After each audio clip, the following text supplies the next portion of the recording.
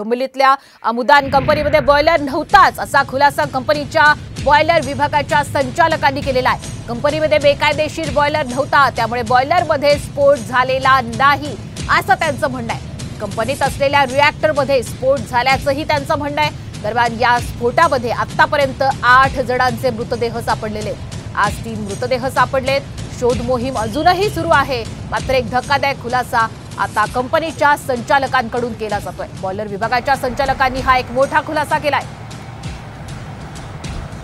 या कंपनीमध्ये काल पण आमचे ऑफिसर आले होते, डेप्युटी डायरेक्टर शेख, त्यांनी काल पाहिलं आणि काल त्यांनी क्लिअर केलं होतं की इथे बॉयलर नाही आहे म्हणून।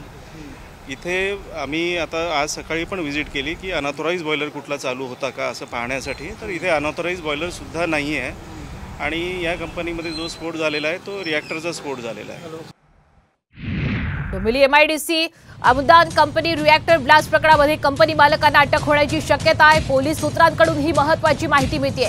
या प्रकरणामध्ये अमुदान कंपनी मालकाविरोधात गुन्हा दाखल करण्यात आलेला आहे। मालती प्रदीप मेहता आणि मलय प्रदीप मेहता यांच्या विरोधात सदोष मनुष्यवधाचा गुन्हा दाखल करण्यात आला आहे। डोंबिवली एमआयडीसी फेज 2 सोनारपाडा इथल्या अमुदान केमिकल कंपनीमध्ये रिएक्टर ब्लास्ट झाल्यामुळे भीषण आग लागली होती आणि त्यानंतर 3 कंपन्या आगीच्या विळख्यात सापडल्या।